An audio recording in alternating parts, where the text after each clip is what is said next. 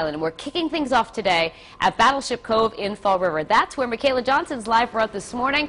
She's kind of back in there somewhere. She's going to tell us about some of the weekend events planned. Michaela?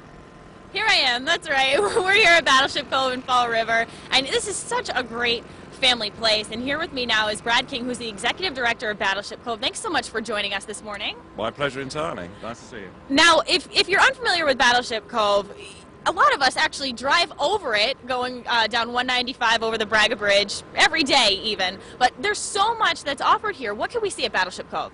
Well, the first thing to remember is if you've got your GPS on, it will tell you that you've arrived when you're still on the bridge. So you've got to find your way off the bridge.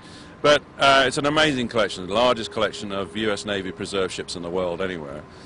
We've got the USS Massachusetts, of course, a 35,000-ton battleship. And we've got almost the complete set for a game of Battleship. So we've got Battleship, we've got the submarine here, the Lionfish, we've got a destroyer, the USS Joseph P. Kennedy, who incidentally was named for President Kennedy's elder brother, who was killed in the Second World War. So President Kennedy actually visited this ship often, and Robert Kennedy served on it as a seaman, of course.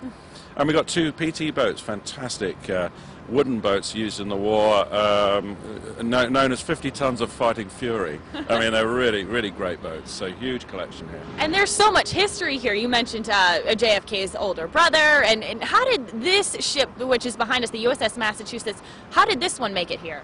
Well, she came out of service at the end of the war in 1946, and of course you've got to remember at the end of the war there's lots of ships that they need to scrap or just mothball, and she was mothballed in case there was another war. But then these battleships more or less became redundant, and they were going to scrap her. And some of the old crew got together and they said, well, this can't happen, let's bring her back to Massachusetts. And she's a flagship of the state, you know, the Commonwealth. So they raised money, all the kids in Massachusetts put their cents in, and they got it here. All right, and speaking of happening here, you have so many great events to honor Memorial Day this weekend. So really quickly, we want to hear about some of those that are going on. Well, primarily, of course, on Monday, we've got a ceremony on board the Fantail here, which is quite moving. It'll be about 3/4 of an hour or so, and that'll give us just time to reflect about sacrifices that people have made and continue to make so that we can enjoy the freedoms that we've got now. We'll be firing the guns as part of that ceremony, our 5-inch guns, which incidentally will be fired by one of the veterans who knows how these guns work.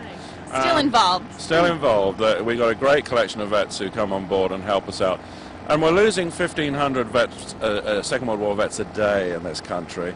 And so what we try to do here is tell their story for them to another generation. Well, we can't wait to hear more about it, and like we said, if you're available this Memorial Day weekend, feel free to come on down Battleship Cove in Fall River. For now, we're going to send things back over to you.